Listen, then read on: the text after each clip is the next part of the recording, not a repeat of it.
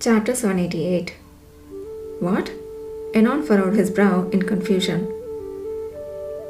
It seems the strange crack that appeared in the south this time might not be the last of it. Anon elaborated more on the southern merchants he had captured and the speculations he and Kishir had made after interrogating them.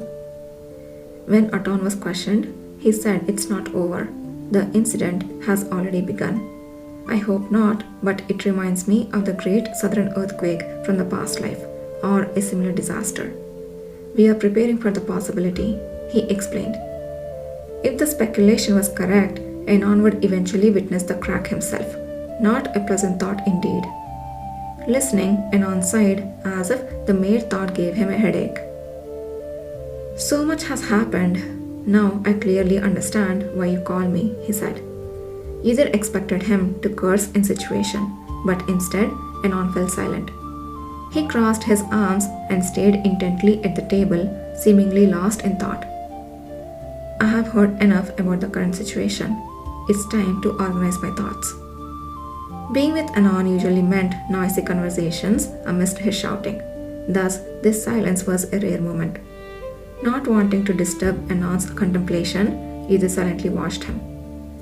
Anon usually expressed his emotions intensely, so his smooth sculpted face, like a carefully crafted porcelain doll, wasn't easily noticeable. Unlike others with striking looks who attracted attention everywhere, Anon's appearance somehow remained less memorable. Even the cavalry members think so.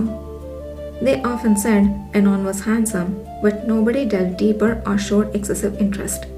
It was as if they forgot about his looks until the name came up, then remembered him as the handsome pharmacist.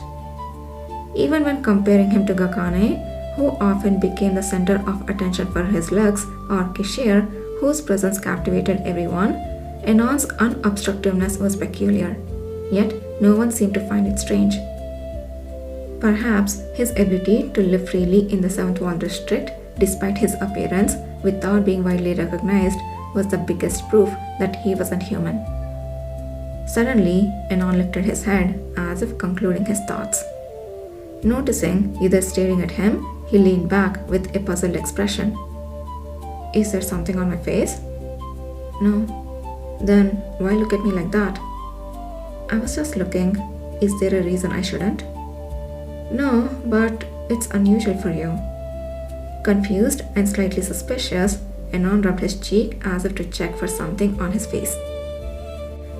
Anyway, as you said, how the situation in the south is resolved could become a pivotal point affecting the entire empire and the capital, right? Nodding in agreement, Anon continued with a serious expression. In truth, under normal circumstances, I should prioritize the capital.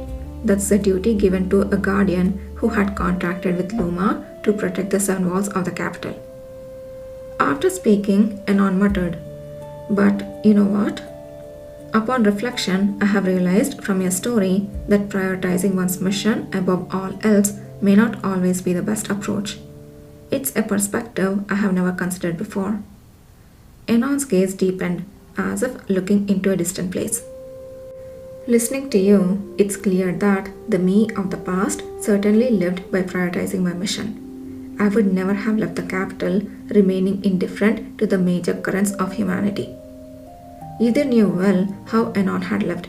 Originally, he was an inconspicuous pharmacist in the most rundown alley of the Seventh Wall District, rarely showing personal interest in external matters. Even when disasters and political turmoil erupted throughout the empire, his stance remained unchanged. Either had always found Anon's knowledge extensive and his generosity towards the wounded remarkable. Yet there was something transcendental about him. That was how Anon had lived his life, prioritizing his mission. But even I, who lived that way, eventually left the capital. After my death, after reabsorption and reformation, I left a message indicating my wish to help you again. It probably means that meeting you changed my mind. In other words, even I had acknowledged that you were right.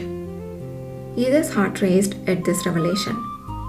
Reabsorption and reformation mean, as I said before, if I hadn't returned after leaving, it would mean death. that's reabsorption. And not being able to remember upon meeting again, that's reformation. It was a concept difficult to grasp. As Yuzir blinked, Anon calmly added, "When the protection of the seven walls is in peril, or my body faces irrecoverable harm, I can abandon it and return as part of the seven walls. From a human perspective, it's akin to dying. ... But it's not the same as human death.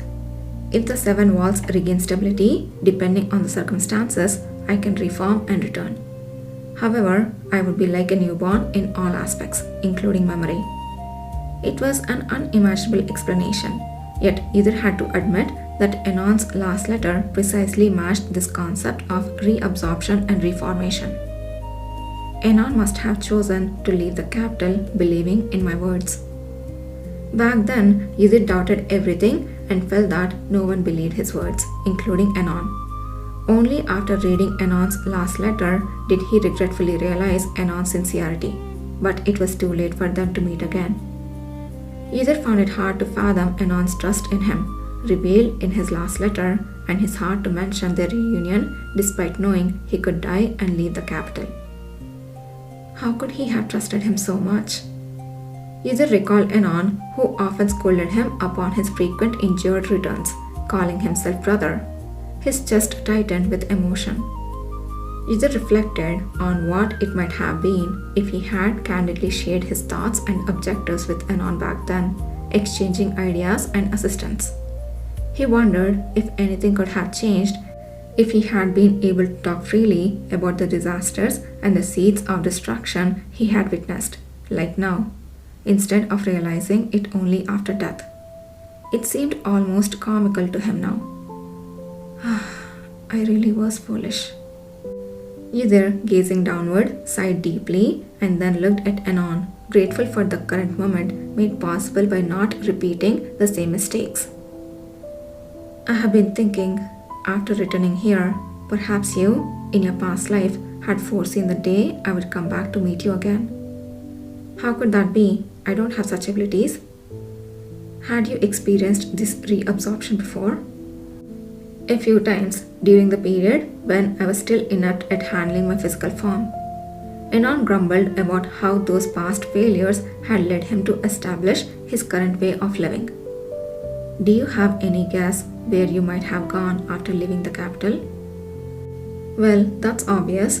Where else but Glendale Hill? Glendale Hill was where the Archmage Luma had last stayed and a place Anon had previously mentioned he should visit. Anon, you haven't gone there yet, have you? No, I have been too busy because of someone. When I return from the south, can I go there with you? With you? Anon, seeming surprised, rubbed his chin and then slowly nodded. Sure, I suppose it wouldn't be a problem. All right. And then, about the hidden page within the first Dukedane's journal that I was supposed to receive in the capital, can I get it now? Okay, I feel like I was pacing myself a little bit faster in this past couple of chapters and rushing a bit. I will try to slow down.